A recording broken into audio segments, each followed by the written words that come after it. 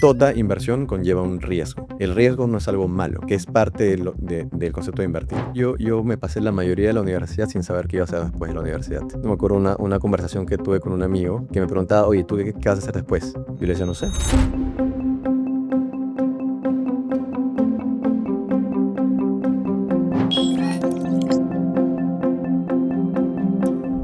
Mentes que Innovan, un podcast sobre liderazgo e ideas transformadoras. Esta es una producción de la Universidad de Lima. Hola, ¿qué tal? Bienvenidos a Mentes que Innovan. Mi nombre es Diego Herrera y el día de hoy estamos con Diego Torres, CEO y co-founder de TRI, una app de inversiones que la está rompiendo. Ya se encuentra en Chile, Colombia y Perú y además cuenta con 650.000 usuarios activos. ¿Cómo estás, Diego? ¿Qué tal? Hoy día vamos a aprender un montón de ti, ¿no es así? ¿Qué tal, Diego? Encantado de estar. Excelente. Antes de comenzar, yo quería ver un poco más allá sobre Tri. Muchas personas quizás no lo conocen, entonces cuéntanos un poco de qué va la aplicación, Ujú. de qué trata eso. Tri empieza como una idea y la idea es que invertir no debería ser tan difícil. Invertir no debería ser tan complicado y no debería ser algo que se perciba solamente para la gente rica o para la gente que conoce el mercado, Ujú. los expertos. Nuestra idea y nuestro propósito era democratizar el acceso a la inversión, hacerla sencilla, hacerla simple y amigable. Y por eso empezamos con una plataforma, empezó en Colombia en 2021, que permitía a cualquier persona crearse una cuenta y poder invertir en el mercado local, comprar acciones de empresas o ETFs, de empresas locales o internacionales que coticen localmente. Y luego, poco a poco, fuimos expandiendo esa oferta. Llegamos a Perú, llegamos a Chile. Ujú. Entonces, cualquier persona que se registre en TRI puede entrar, ver las acciones disponibles en la bolsa, comprar, vender. Y ahora le hemos añadido también fondos mutuos en alianza con Blumsaf, otra administradora de fondos regulada por la SMB. Y también tenemos cambios y queremos habilitar cada vez más productos de inversión. Claro. ¿Y cómo es que nace la idea? Quizás algún background familiar, amigos, ¿de dónde surge esto? La idea de TRI viene primero de Esteban y Carlos, que son mis socios. Ellos son Ujú. colombianos. Y entonces, por un contacto en común, me presentan a Esteban y a Carlos y me cuentan la idea. Y mi realización interna fue, siempre me gustó mucho el tema de invertir. Yo había estudiado una carrera de business, de ingeniería, pareció administración, Claro. y no tenía idea cómo invertir en acciones en Perú. Entonces dije, bueno, esto claramente es un problema. Ahora que mencionas inversión, Ujú. actualmente se mencionan mucho estos términos, ¿no? Inversión, trading. ¿Cuál es la diferencia? El concepto del trading es la persona que está mirando las gráficas, mirando las velas, mirando arriba para abajo, viendo tendencias. Es un Ok. ejercicio un poco más científico, digamos. Ujú. Lo que nosotros proponemos y lo que yo personalmente hago es invertir para el largo plazo. Es seleccionar ciertos activos, poner la plata ahí y dejarlo ahí por años.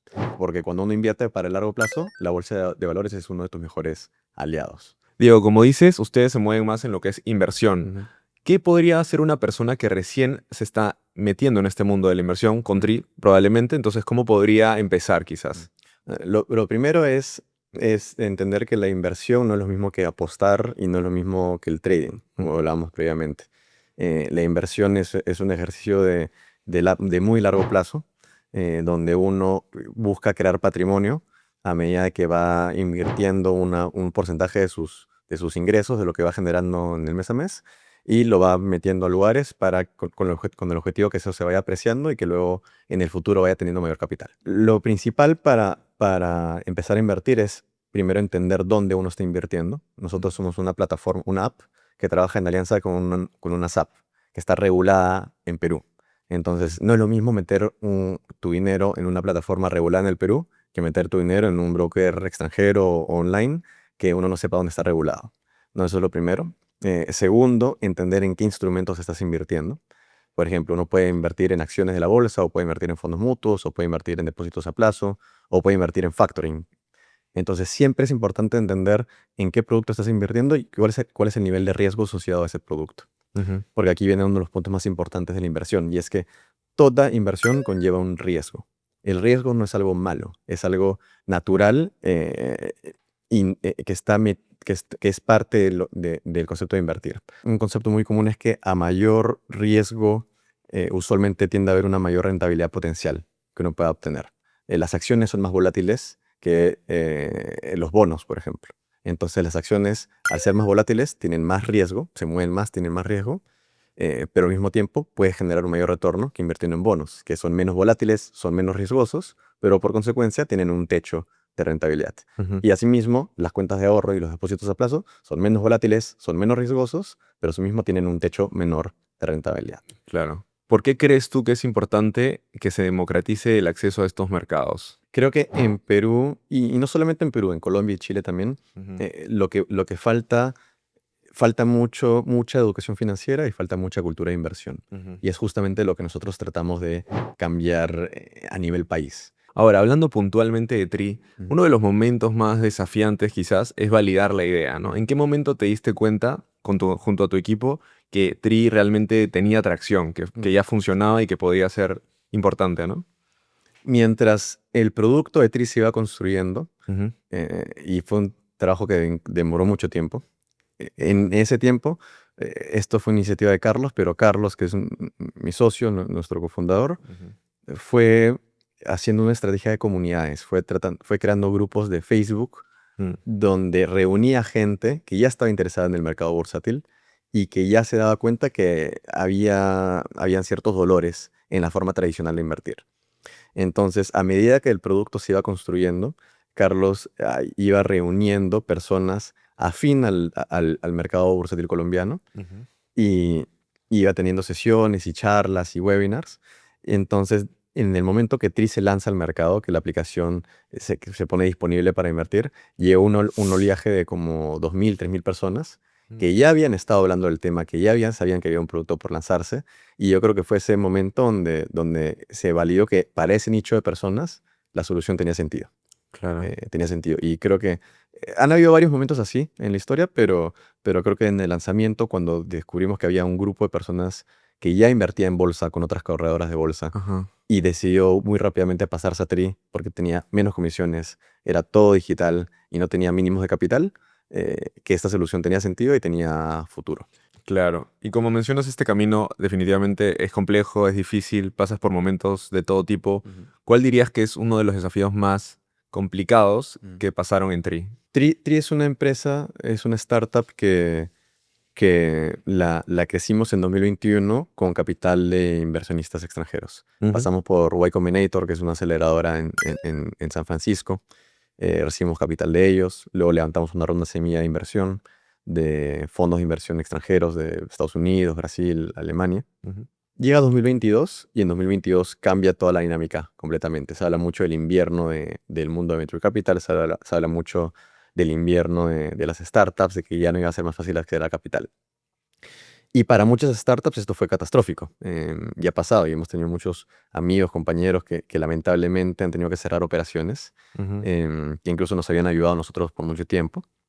Pero para Tri nosotros creo que logramos estabilizar el barco muy rápido. Bajamos casi a cero el gasto en marketing, bajamos a cero el gasto en paid marketing, hasta empezamos a dejar de contratar gente tan rápido. Ujú. Y en el 2022 fue el momento donde pasamos de una startup que crecía pensando solamente en cómo aumentar el número de usuarios e ingresos, a decir, oye, ¿cómo realmente buscamos que esta compañía tenga un camino de monetización viable, Ujú. realista?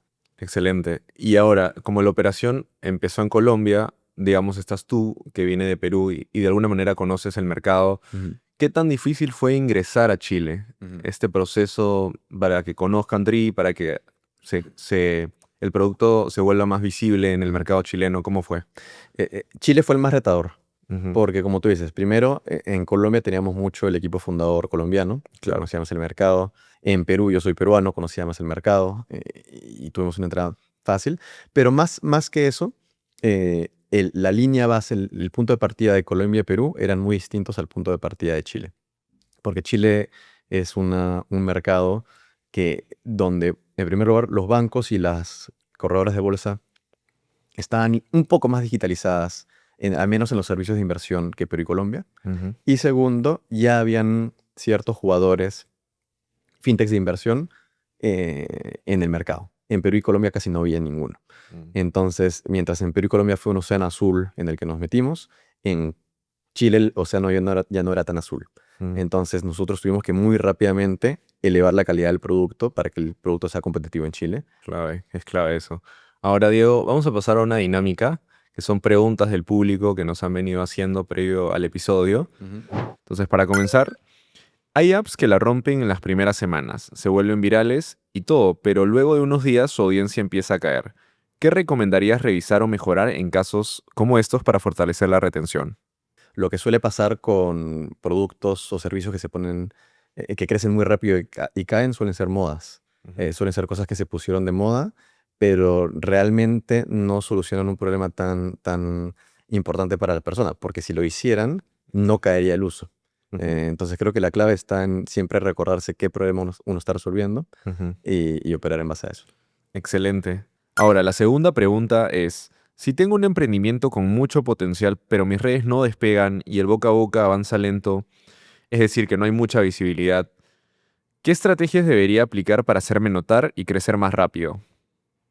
Regresar a entender qué problema uno está resolviendo, ¿no? Ujú, Porque si uno tiene un producto, tiene una solución y la gente no llega o la gente que llega no lo quiere compartir con los demás, de nuevo, probablemente el problema que estás resolviendo no es tan relevante o no lo estás resolviendo de una forma suficientemente, con una experiencia suficientemente buena. Ahora, para finalizar la tercera pregunta, a veces pasa que se acercan fondos de inversión con propuestas fuertes, pero que a cambio quieren influir en el ritmo de desarrollo del producto. ¿Tú apostarías por una evolución acelerada o preferirías un crecimiento más sólido? Cuando uno está tiene una compañía pequeña, uno tiene que hacer las dos cosas al mismo tiempo. Ujú. Tiene que crecer rápido y tiene que crecer bien. Saber manejar la presión, quizás. ¿Cómo manejas esa relación con los inversionistas? En tu caso, ¿cómo lo han hecho? Es una buena pregunta porque los inversionistas suelen... El modelo de negocio de Venture Capital es un modelo donde se invierten en muchas empresas, sabiendo que muchas van a morir en el camino, pero que la una o dos que crezcan van a tener crecimientos tan absurdos que van a retornar todo el valor del portafolio. Ujú, Entonces, el incentivo de un VC no es que todas las empresas en las que invierten salgan adelante, ujú. es que crezcan lo más rápido posible, con el riesgo de que puedan morir en el camino, pero con tal que uno o dos tengan un impacto tan astronómicamente grande que retorne todo el fondo. Estas fueron las preguntas, Diego. Así que ya saben, chicos, si tienen preguntas, déjenla en los comentarios para una próxima sesión que tengamos con un invitado especial. Volvamos un poquito a tu época universitaria.